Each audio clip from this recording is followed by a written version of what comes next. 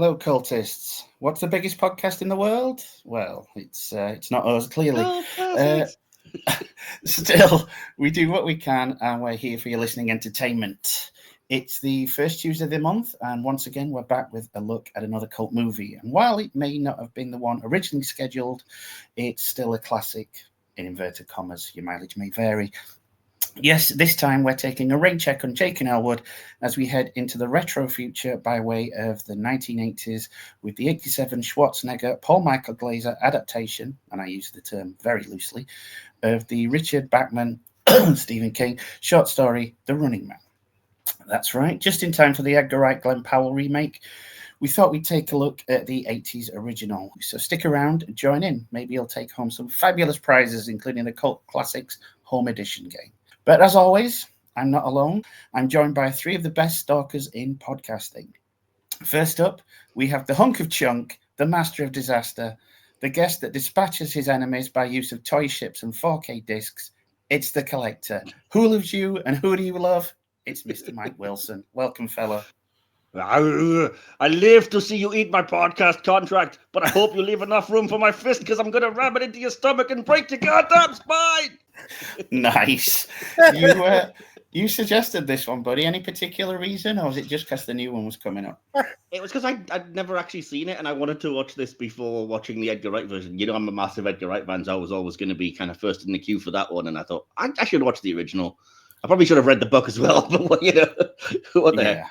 Yeah. Are you looking forward to this one then? Now you've watched the film, or is it just like, I am. God, I've got to talk about this? I wouldn't necessarily say it's going to be an Oscar contender, but it was fun. I'll tell you that much. Yeah. Next up, this stalker will paint you into a corner before taking out with glee. He's a now long-time maker of guest appearances on the Silver Screen podcast in general. It's the thespian, Mr. John Adams. Hello there, sir. I'll take you down. I don't know what that weird accent was. But... How are you doing today, John?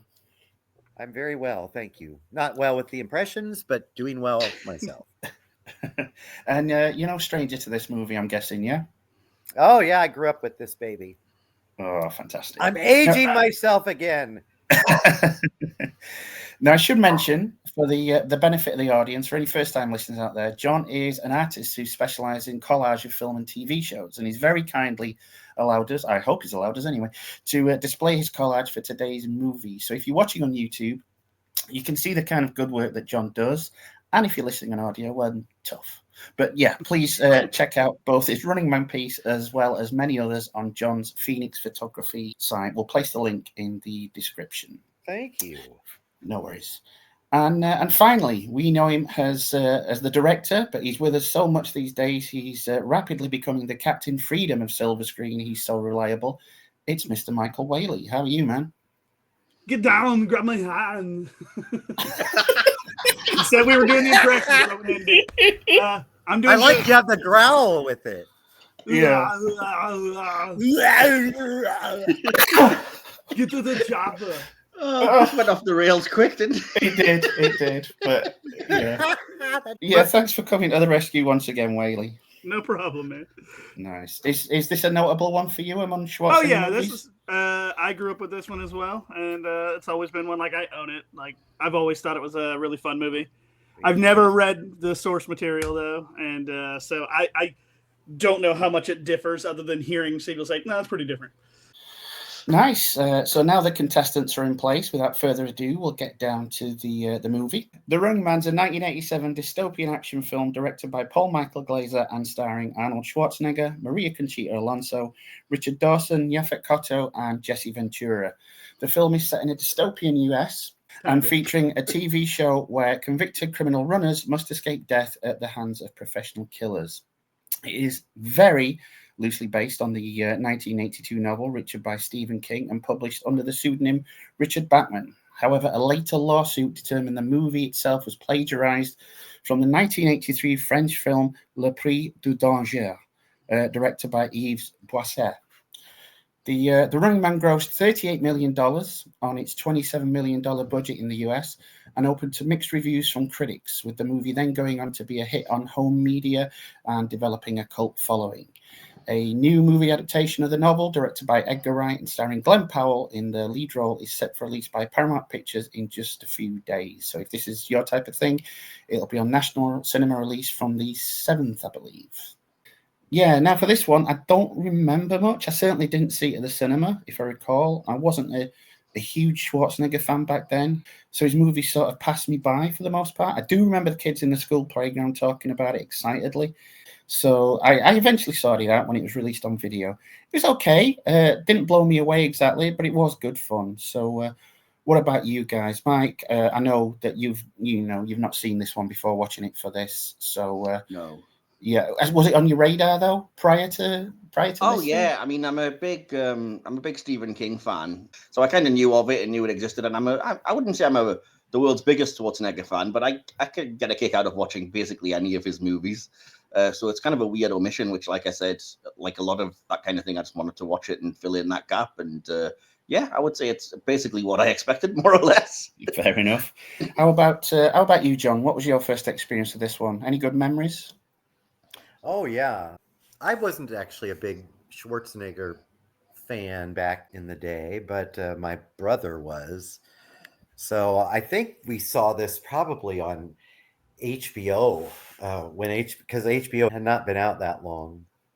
And I remember this was running a lot. No pun intended there. So yeah, but I always like science fiction, and so there was that. I love Richard Dawson. So there was that, and I just think it's one of all of Schwarzenegger's films in this time period are just so quintessential 80s. From everything, from the soundtrack to the costuming, even though it's supposed to be the future. I always love that too. So I think it's a lot of fun. It's kind of it's ridiculous, but I don't mind ridiculous. Nice one. Whaley? It's kind of all the same as everybody else here. It's one that I've always just enjoyed. It's nothing gonna blow you away. After rewatching it today, because it's probably been some years doing that, it did strike me that this is where we're going. It seems like right now, but it's hitting a little too close to home. But yeah, no, it's something I've always enjoyed. I also wasn't a huge Schwarzenegger fan. It wasn't until a little bit later that I started appreciating some more of his stuff, but I was also only 8 when this came out. It wasn't until I was a teenager, much later, before I started going back and watching all of the stuff like this. I've always enjoyed it. It's ridiculous. I knew there was a lot of bad puns after it, but it seems like there was puns on puns, which is almost too much, but I still made me laugh. Right. Well, I mean, I was going to come to you now anyway, Mike, because I normally cover the BTS on these things, but you're doing it for this one. Is that correct? Yeah? Yeah, that's fine. I've got quite a lot of information, yeah. As you mentioned, the film is directed by Paul Michael Glaser. You might know him better as Detective Starsky in Starsky and Hutch, wildly enough. Christopher Reeve was once attached to play Ben Richards in this film. LA Weekly stated that the film's tone changed from a dark allegory to a humorous action film with the change of the film's star. With Reeve, The Running Man was about an unemployed man who goes on a violent game show for a 30-day period to feed his family. With Glaser and Schwarzenegger, the protagonist became a condemned but innocent criminal forced into a 3-hour gladiator-style game show by the justice system. When the movie was shown to a test audience, the deepfake technology led them to believe that the two main characters were actually killed. Only later, when Richards and Amber are seen again, did they realize they were still alive. But a producer, it rather typically, claimed the audience would be too stupid to understand what happened and ordered the movie to be edited so everybody knew right away that it was not the real characters that died. Underestimating the audience, even in the 80s. Pop star Paula Abdul choreographed the pre-show dance sequences. Yeah. Well, that's what she did, before she did any pop music. She was a choreographer. This was her second film credit, although she had already choreographed 4 Janet Jackson videos and videos for ZZ Top, Duran Duran, and Debbie Gibson. The music used for the pre-show entertainment was composed by Jackie Jackson and was dubbed Paula's theme in honor of Paula Abdul. This I found quite amusing. 1 hour, 23 minutes into the film, as Gilligan is congratulating his production team, he's standing next to a TV that's rolling credits for the show. They are as follows. Thank you, Tim, George, Gary, Paul, Rob, Keith, you, me, us, them. What next? I don't know. Titles, type M wrong. Makeup, paint your face. Props, property, locations, buy too long here. Art, director, red, G, blur, and primary colors. Music, do, re, mi, catering, scene ends. So gibberish, basically. And the producers, I just thought that was funny. The producers originally wanted Chuck Woolery to play Damon Killian, but Woolery was unavailable due to his hosting jobs on Love Connection and Scrabble. Arnold Schwarzenegger suggested Richard Dawson play Killian because he and Dawson were close friends, and Schwarzenegger is a fan of Family Feud, which Dawson hosted. The film's release was postponed from summer 1987 to Thanksgiving due to the producer's desire for the film to be the only action thriller released during the holiday season and to avoid the other Schwarzenegger action vehicle Predator. The film opened on 1,600 screens on November the 13th of 1987. On the film's 30th anniversary in 2017, The Running Man was cited by a BBC journalist as having made accurate predictions about life in 2017, including an economic collapse and offering a critique of American television culture. The film's writer, Stephen D'Souza, himself reinforced these predictions in a podcast interview with Vice magazine's Motherboard section. Reed Tucker of the New York Post said in 2019 that the film correctly predicted the widening gap between the rich and the poor, depicting homeless shantytowns and skyscrapers for the wealthy resembling the real New York City and Los Angeles, and societal obsession with reality TV. D'Souza said one of the producers of American Gladiators sold his show with clips from The Running Man, telling the network, "We're doing exactly this, except the murdering part." I can believe it. So, yeah, other than that, I have a couple of things, as we say, when we get to the individual sections, DK, and a little bit, if you want, about the film versus the novel. I mean, we're going to get straight onto the different categories of the movie now, and obviously the first one's going to be the writing. So with that in mind, I mean, before we proceed, do you want to give anything for the writing? And sure, if you want to go into the differences between this and the novel. No worries, yeah. I mean, I did think it was interesting. That's the main thing I have for the writing is the differences. I'll just jump into it. The movie is only loosely based on the book. The book does feature a protagonist named Ben Richards, a totalitarian dystopia, The Running Man being the most popular show and people hunting Ben. But the book takes place in 2025. Oh, dear. Oh, shit. Ben, I know, right? I know. Ben is described in the book as scrawny and pre-tubercular, so not very Arnold Schwarzenegger. His daughter Kathy is gravely ill. His wife Sheila has had to resort to prostitution, and Ben is blacklisted from his trade. He voluntarily goes on a game show to earn money. There are numerous dangerous and deadly game shows, like one where people with heart conditions run on a treadmill for money. He's chosen for The Running Man due to his high test scores. The executive producer is Dan Killian, and the host is named Bobby Thompson. I think those characters basically are combined in the movie. Yeah. In The Running Man, the contestant is declared an enemy of the state and released with a brief head start before hunters begin chasing. The contestant earns $100 per hour that they stay alive and avoid capture, an additional $100 for each law enforcement officer or hunter they kill, and a grand prize of $1 billion if they survive for 30 days. Viewers can receive cash rewards by informing the network of the contestant's whereabouts. They can go anywhere in the world, but are given a camera and required to videotape 2 messages a day to mail back to the studio. If they fail to mail a video, they breach the contract, forfeit the money, and will be hunted indefinitely. No one has ever claimed the grand prize, and Ben is simply hoping to live long enough to help his family. Ben tries to use his videos to inform the public about the conditions of the underclass, but the network dubs this over with obscenities and threats, which I guess kind of ties into the deep faking and, editing Schwarzenegger's thing in the movie. Ben makes his way to, of course, Derry, Maine, because it's a Stephen King book, and kidnaps a woman named Amelia Williams. He bluffs his way onto an airplane, meeting lead hunter Evan McCone, and learns that he's not only broken the Running Man's record by 8 days, but that his exploits have inspired the lower class to rise up and fight their oppressors. Killian calls and offers Ben the position of lead hunter, but tells him that an intruder killed his wife and child before he even started the show. Ben accepts the offer, then kills McCone and the flight crew, but is mortally wounded. He lets Amelia parachute to safety, then flies the plane into the game network's tower, killing himself and Killian. So, just a bit different. Real close. Yeah. But hey, the names are the same. Yeah, exactly, yeah. Not even all of them. Not even all of them. Yeah. So yeah, with this in mind, knowing that it's obviously quite far removed from the original story, what do you think to the writing on this one? And obviously not just the script, but the dialogue itself. I found, like Whaley, that there's an awful lot in here that's quite prophetic. Ideas like the actual dialogue, truth hasn't been very popular lately. I'm like, geez, that could very effectively be a damnation of our times in the last 10 years, really, couldn't it? It's very close to the bone in some occasions. And when obviously when you watch it as a kid, it's cool to see these dystopias. It's not as cool to live in them.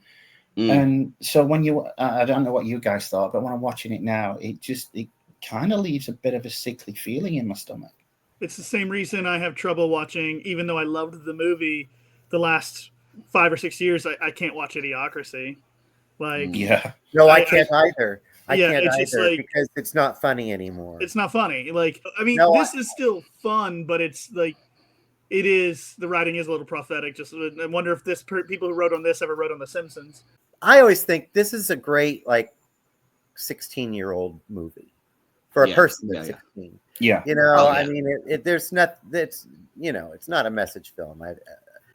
It's fun to watch. It looks fun. I mean, it's not well directed, but Oh, no. I was going to say, it's weird we say about it kind of accidentally being prophetic, and, you know, you may think I'm crazy. As I was watching it, I was like, this is kind of RoboCop light.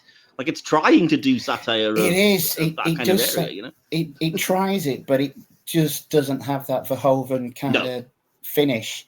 So well, when like John says, that, it's not a message movie, so it's not really trying to say anything other than, isn't this weird? And like it's like when it comes to the advert of the other game show where he's climbing the rope. This to me also felt like, with the direction and stuff like that, there were a lot of people having input on the direction. Like, I just think there was just way too many people saying what things should be doing, and it affected the directing. That's just what it felt like to me. Yeah, I know there were they had 4 directors, I think, before they finally hired.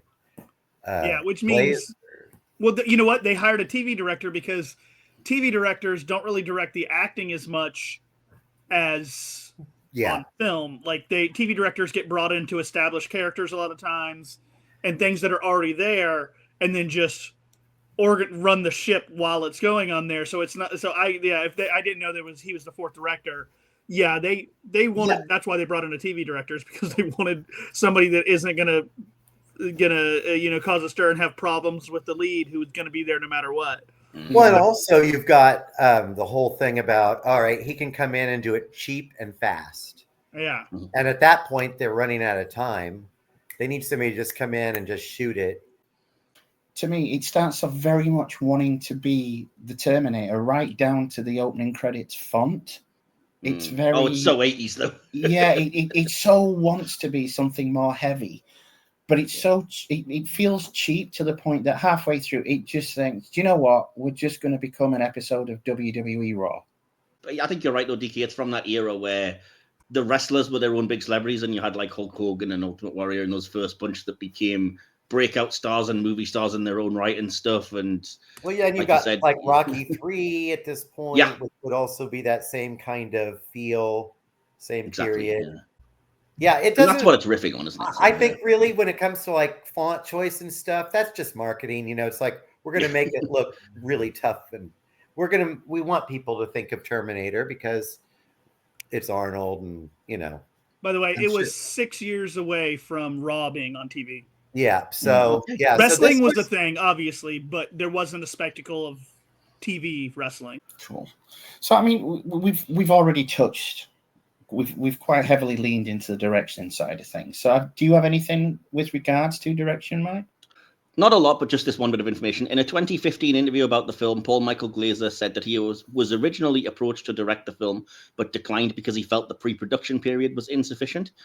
Director Andrew Davis was hired instead, but fired after just 2 weeks because the production was 1 week behind schedule. Glaser was then hired. Schwarzenegger has stated that this was a, quote, terrible decision, as Glaser shot the movie like it was a television show, losing all the deeper themes.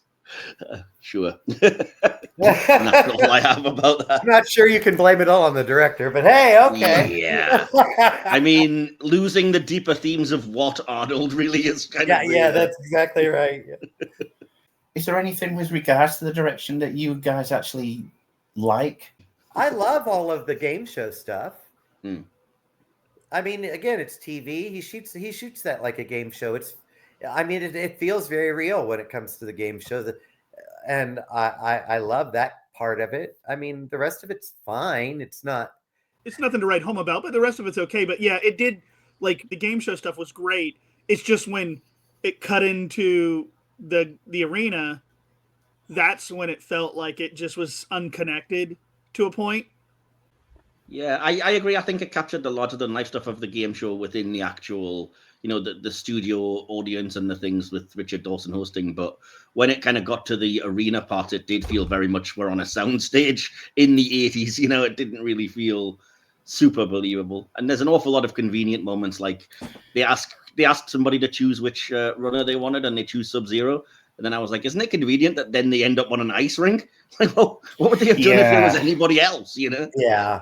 It's stuff like and that. See, that goes to my point with it being somewhat disconnected. Like, they had to get them to the ice rink, so they did that. Why aren't they following them, and how are they letting them run around and find the secret base and exactly, all of these other things? It's just never really explained well. So I mean, it doesn't care about such things, obviously. I will say I do like the tunnel scenes where they're shooting through the tunnels.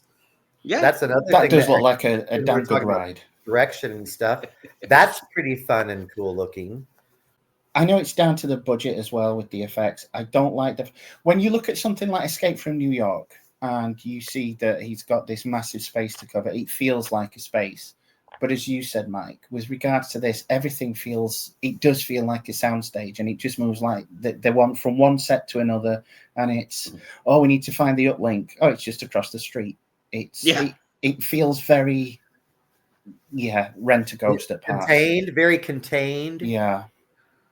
Yeah, but that does affect the plot, like John says, because you're at the point where it's like you've got cameras following the chasers or whatever, the runners going after them, and Dynamo almost getting killed and stopped, and all of this stuff, and they're following all this action. And then, as you said, the actual uplink isn't that much further away, but they're like, we're not on camera now, people can't see us. Like, why? What? Yeah. This happens to be a blind spot in that area? Like, so that would be the one place you'd want a camera. Yeah. I noticed a lot of negatives that I never normally do. If it's direction, even if it's standard stuff, it doesn't normally stand out, but this stood out negatively. There's so many things, like really bad overdubbing. Like, it was so obvious that mouths were moving and saying different things than what had been dubbed in on multiple occasions. And there was one occasion that was so blatant. It was Dynamo was stalking after them, and he's talking away, his mouth's opening like he's speaking, but there isn't any dialogue coming out. And I was like, this is abysmal. You'd think the director would notice that you could clearly see him talking and cover it up better, or at least dub something else in. And I was like, this is awful. This is just terrible. I mean, this is a big budget movie, and he's getting away with some really horrendous amateur mistakes, you know? I will say this, though. That may not be fully on the director. That's also on the editor and the producers. Right. Yeah, of course. I don't know Editing-wise, yeah. Okay, this is my masterpiece. Let it go, and watched it all. That could have been something. There should have been someone else to catch that as well, not just the director. Yeah. So, I think that's a whole production problem, post-production problem, not just the director. There's a lot of people that are to blame for that. Did any of you guys feel that any of the stalkers were an actual threat past, they look cool? I think so. Not? I think there was enough violence kind of in here that I was like, I was able to suspend enough disbelief, and, people are flinging around chainsaws and stuff, but I think the film, to its credit, whether it's script or direction, sets up those stakes very early on, because I didn't expect to see that dude's head explode. So as soon as you see that, I was like, oh, okay, so we're just showing all this stuff. Right. I'm specifically thinking of, people like Dynamo that turns up, he flashes a bit of electric around, then gets in that really crap little, buggy, flips himself over and becomes the most useless asshole on TV. I mean, Dynamo was basically magic. He was essentially the blooming Big Trouble in Little China character. He's shooting lightning from his fingers and stuff. So you've just got to accept, all right, whatever. Well, I thought it was his suit. I always figured it was the suit. Yeah. I mean, it is, but I mean, at the same time, you can wear a suit with lots of LED lights and stuff on. You're not going to be shooting lightning like the Emperor from Star Wars. Wow. It still defies a little bit of belief that you're like, all right, come on, buddies. Whereas I think the visceralness of the chainsaw for this one. Oh, obviously. So, what did you think of the performances? Were any standouts for you? Any people that you thought were, particularly I have a couple of bits of info if you want me to start with that. Yeah, go for it, dude. Yeah. I had to include this one. Mick's Star Trek reference gag, who's Mr. Spock, was Mick Fleetwood's idea, as he was a huge fan of the original 60s series. This film was in production a year before Next Gen actually started. However, 2 years after this film was released, Fleetwood got to achieve a lifetime ambition by having a cameo in the Next Generation Season 2 episode Manhunt. Was Mick Fleetwood actually playing himself, supposedly? It's heavily rumoured that he's playing himself because he is called Mick. He does mention, you arrested all my friends and destroyed my music. Destroyed my music. Exactly. I always assumed he was playing himself in the future, Yeah. I mean, it's not officially stated anywhere, but it's a prevailing theory, and feasible, I guess. With regards to the performances in this, any standouts for you? Standouts for me, I did think that Maria Conchita Alonso was good. Surprisingly, I liked Jim Brown, who, wasn't an actor. He's a famous football player.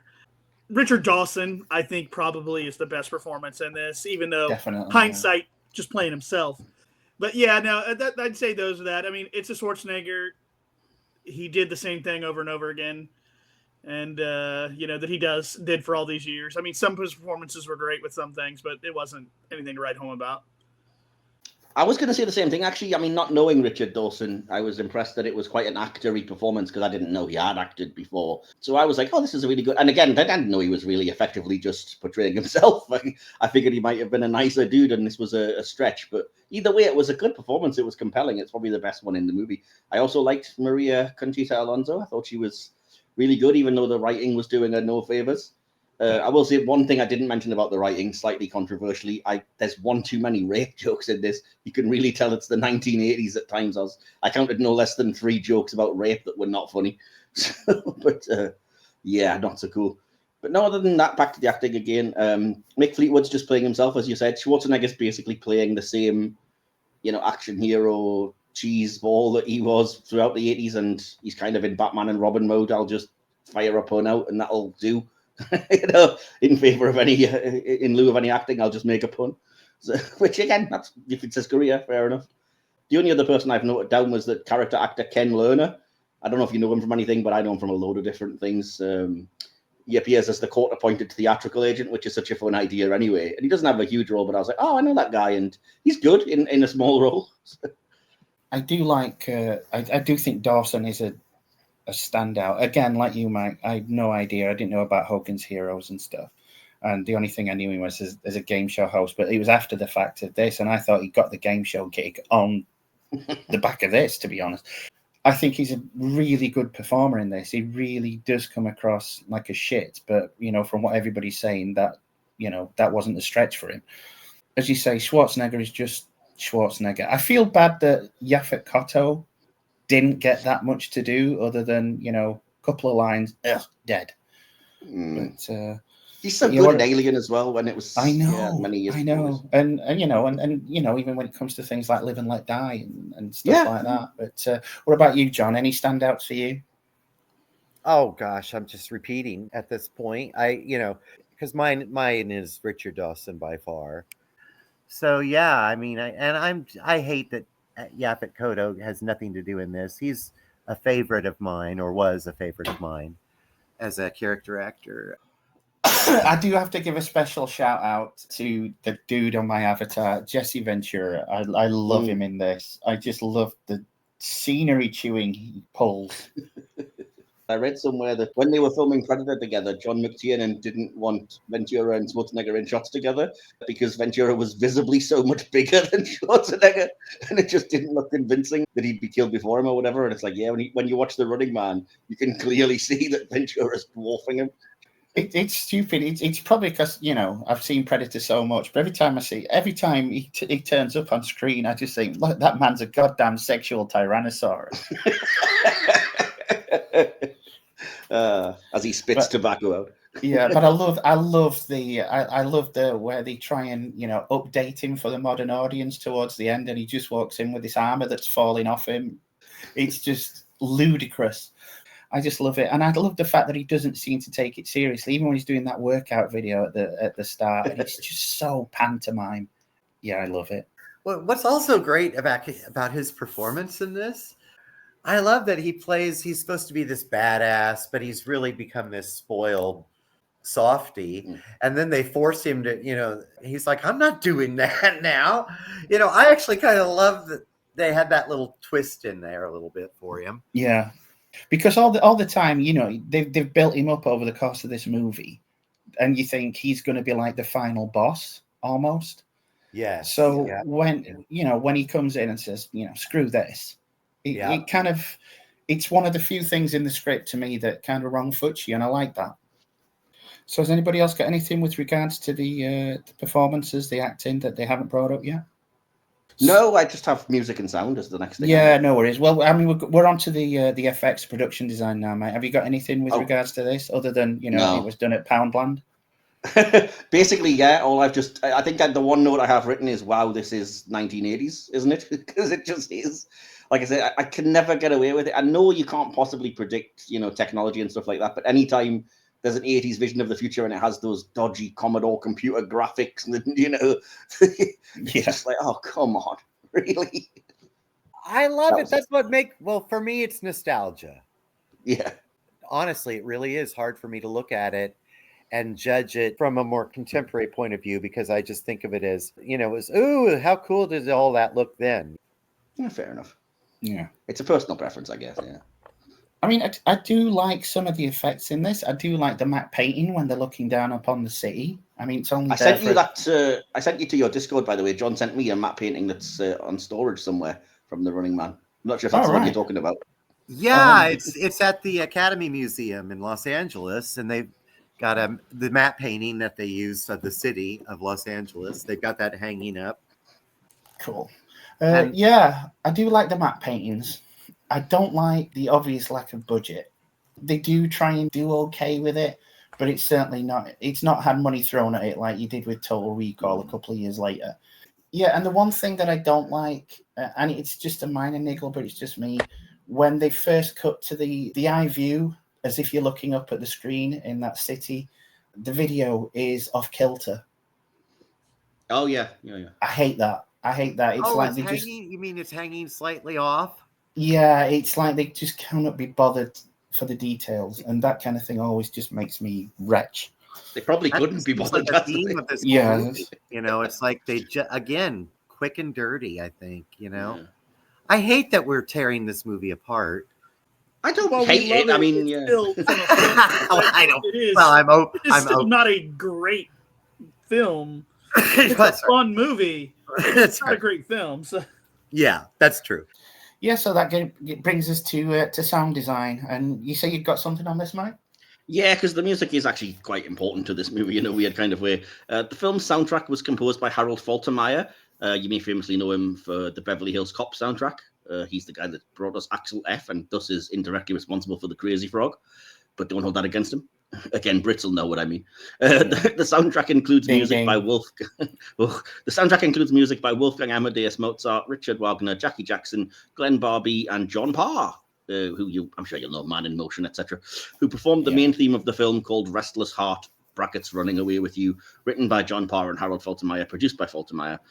An expanded deluxe edition featuring the full score plus source music and previously unreleased alternate cues was released in 2020 by Varis Saraband, who released the original album in 1987 on both CD and vinyl.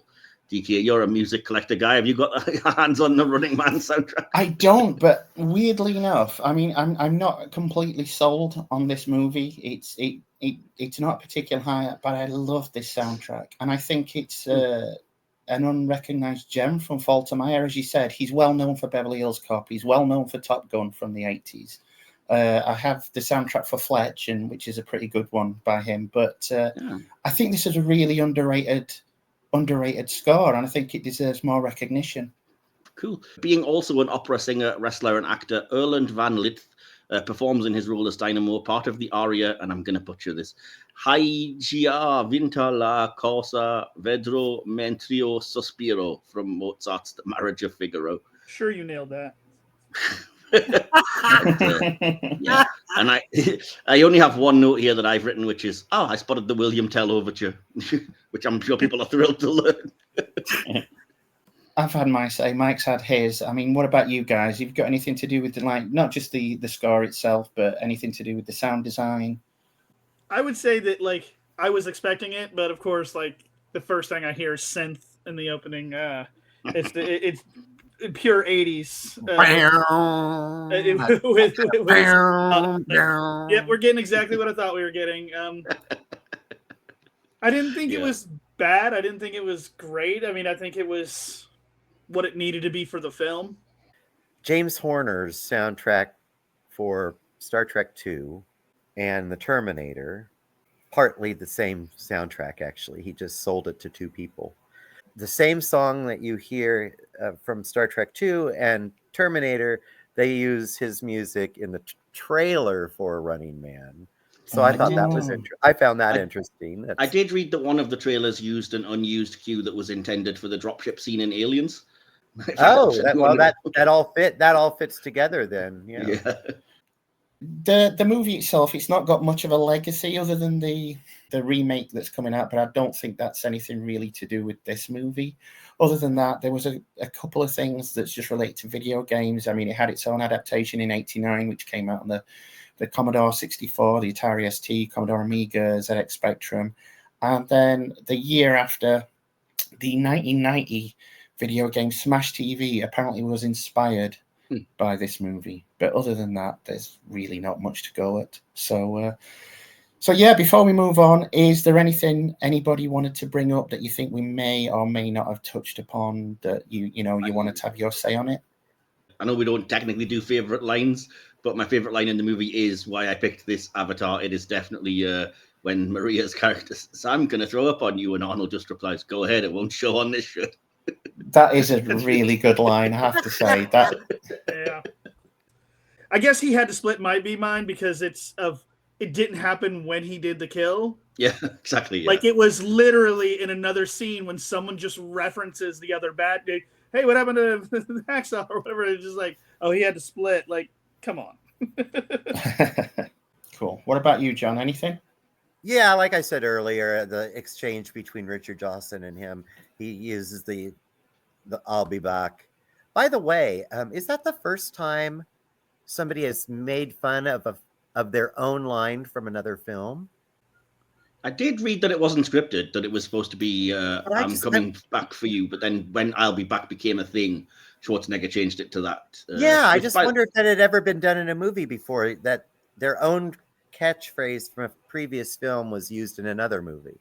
I don't think so. I think "I'll be back" was probably the first example. Which, yeah, by the way, it wasn't scripted in the Terminator either. By the way, it was scripted as "I'll come back" even in that scene, and Arnold just improvised "I'll be back."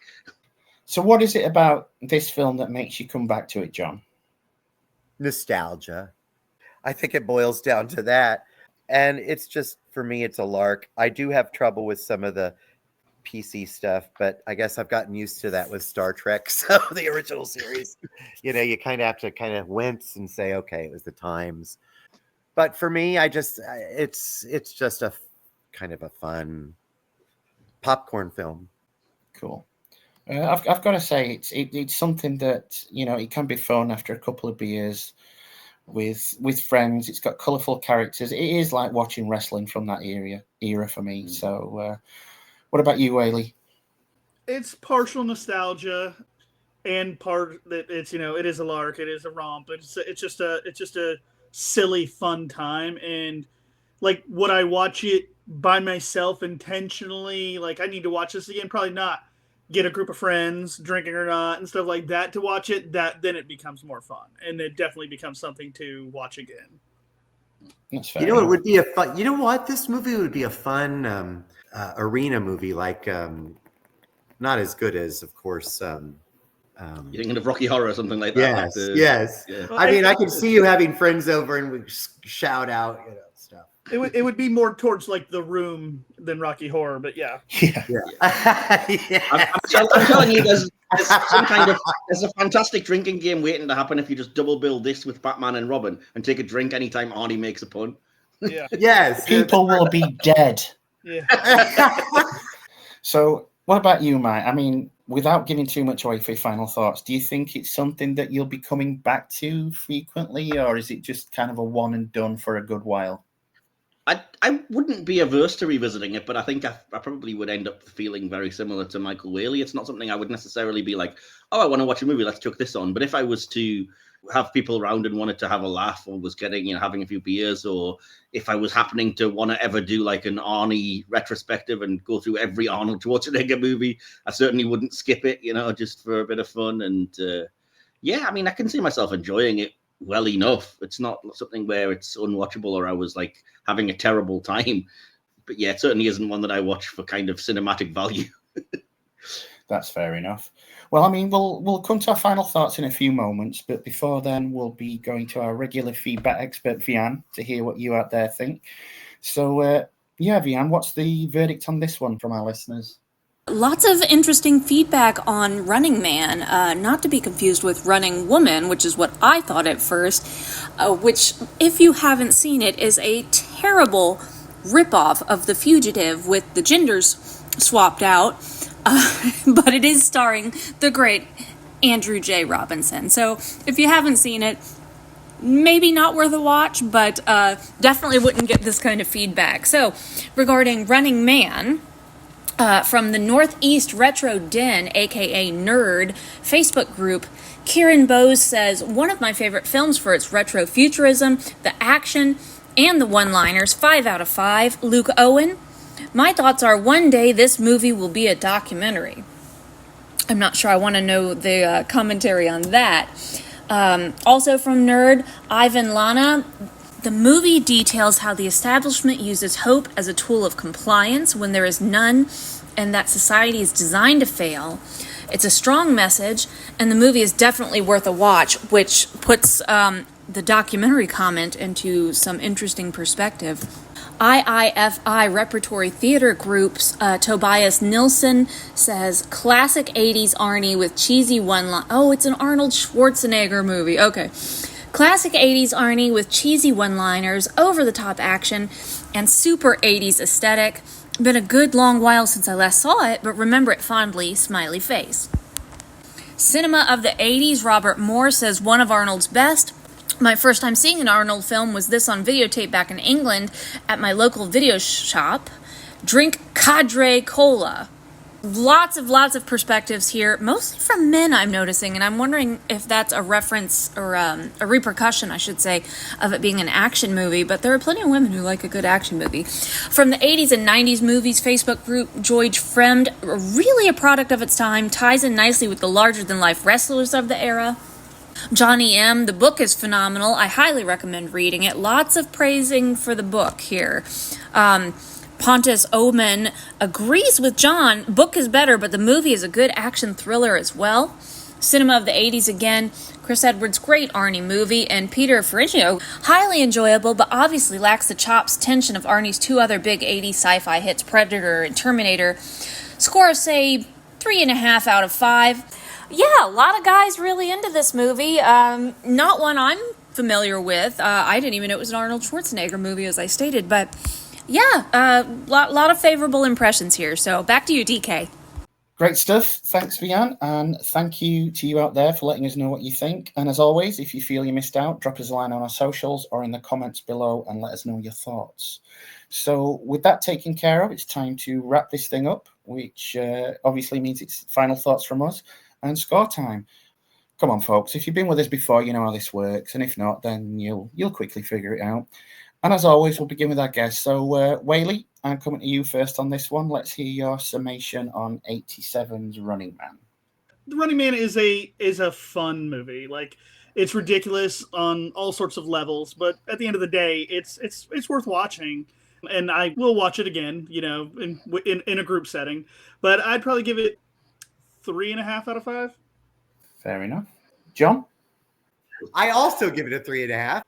I don't really have a whole lot to add. I'm sorry. I just, it's just typical 80s Schwarzenegger. Not nearly as good as Predator, but fun. Fair enough. Mike, have you got your usual dissertation? Absolutely. I was going to say it's fine that you don't have much to add because I've more than got you covered with this long-winded ass conclusion. I'll do mine first and then, hand it over to you. I said earlier, but as much as I love Schwarzenegger from this iconic period, this one's a little lightweight. It feels like it wants to be the Terminator, but it's just not. It's very low budget, and despite some decent performances from some of the cast members, it does get a little, how should we say, panto in the hands of others. It can be forgiven for not taking itself too seriously, but that coupled with to me, over-reliance on stereotypical Schwarzenegger quips during the action sequences and a very limited setup, it's more one for the kids in the schoolyard than any serious film watcher. It's light, it's breezy, it's a cult movie, but for me, it's far from a classic, and it's one of the lower-tier Arnie vehicles, and I'm going to give it a 3. Okay. Ironically, this film is entertaining and fun, but ultimately a disposable, toothless product. In a way, it could have worked as its own bit of meta commentary if it weren't so obvious how amateurish much of what's on screen really is. I don't think I've ever seen a big popular Hollywood movie so poorly directed. More than once, I actually winced at jarring shot choices, clumsy overdubbing, dialogue being cut mid-scene, sloppy transitions, and an overall blandness that often made it look like a low-budget knockoff.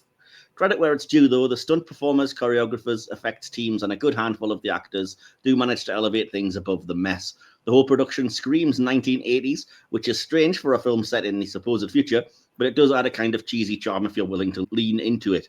Less fun, however, are the dated gender politics. Our so-called hero threatens and kidnaps a woman who then promptly falls for him. Yikes, there are not one but three bad taste sexual assault jokes, and of course women are largely absent in this macho 80s action fest. On the brighter side, Richard Dawson's turn as the arch-villain is brilliant, sharp, charismatic, and a real highlight. It's a shame he's barely known over here, because the performance probably deserves more recognition. Schwarzenegger is firmly in his Arnie persona mode, which you'll either love or hate. Personally, I'm on the love side, and I enjoy the familiar tropes. Maria Conchita Alonso does solid work despite the thin material, and some of the supporting players bring real spark too, no pun intended. The story itself is engaging with moments of amusement, energy, and even the occasional stab at social commentary. Not exactly a cinematic great, but good enough not to have me reaching for the remote. I also gave it 3 out of 5 DK. So, fair enough. So yeah, that brings the final score, if you concur, Mike, to 3.25 out of 5. Is that right? 3.25 exactly. That's what I've got. Yep. Nice one, which I think is fairly respectable for this one. What do you guys think? Yeah, I'm pleased. Nice one. I honestly thought it was going to be much worse, so I'm glad it's got its champion. So yeah, that's it for this episode. I hope you've enjoyed your time with us here today discussing this one. And it's made you enthused to go watch the movie once again before checking out the new adaptation. Well, you're welcome. All that's left is for me to thank my guests for joining me here today. So first of all, John, thanks, dude. I really appreciate it. Thank you guys so much. I've really enjoyed it. God, I really have. I did mention Phoenix Photography earlier in the show, but is there anything else that you want to draw the listeners' attention to, or where they can find you? I kind of would, actually. I've just been made creative consultant for a Star Trek talk show on television. It's not a podcast, called A Captain's Log. They're in their 5th season now. And I'm now the creative consultant for the show. And season 6, I just want to promo that we're having a lot of current folks from Strange New Worlds that are going to be on the show. And so I'm just so thrilled. Thank you, Lulu. So I'm thrilled about that. So something kind of a dream come true for me. Nice one. So what channel is that on? It's on about 35 different satellite stations, which is on our site. You can go on. We also have a dedicated YouTube channel. So like a month after the shows air, they come onto that. And that's at the Captain's Log Show on YouTube. Nice one. Whaley, thanks as ever, man. Of course, man. I love being on this. Good. You had a good time on this one, yeah? Oh, yeah, always. It's always fun to talk about old movies, good or bad. Anything you're up to out there in the social sphere? Any projects you'd like to draw attention to? I don't have any current projects. We're in post-production on a feature called Don't Bury the Dead, which is still a ways away from being out there anywhere. Something you can throw in there is I'm launching my photography business and page. Already doing videography stuff, but times be tough. I need to make more money. So I can get you guys the link to go to it, but it's a CM Whaley Photography. I'll be getting that up and running. It'll definitely be out by the time this episode airs. So cool. You can also find me on, as always, Michael Whaley on TikTok and Instagram. And I think same as on BlueSky and Threads. Nice one. As always, we'll get the links in. So, and yeah, we've got our socials for this show, but is there anything coming up on Silver Screen Regular or Silver Screen Cinema Classics you want to make people aware of, Mike? Yeah, well, next Saturday, Cinema Classics, my particular show, will be following the Yellow Brick Road ahead of the release of Wicked for Good. A few days later, we are doing another of our Hit or Miss Doctor Who episodes, just in time for the actual anniversary day of Doctor Who, actually. dealing with a very appropriate Dalek episode that may or may not be set on that day. And then a few days after that, a few days before that, Silver Screen regular flavor will be chilling out with Matthew Broderick on Ferris Bueller's Day Off. And there's more coming than that, but that's just what's in the immediate future. Well, as far as Cult Classics is concerned, we'll be back next month for one final episode this season, as I'm joined once more by Mike and a few people actually. We've got some returning guests join us for a little festive party as we take a look at the fellow 1987 movie, The Lost Boys, and that promises to be a fun, if a little packed one. So join us on that first Tuesday in December, where we'll all be saying hello to the night. So, from all of us here at Cult Classics, stay safe, and we'll hopefully see you soon. Until then, I've got to go score some steroids. So, good night. You have been listening to the Cult Classics Show, part of the Silver Screen Podcast. Created, written, and hosted by DK. Editing by Nick. Produced by Mike Wilson. Feedback section produced by Lady Vienne. Opening credits by Ian Sanderson. Music by Timeless Journey. Follow us on social media.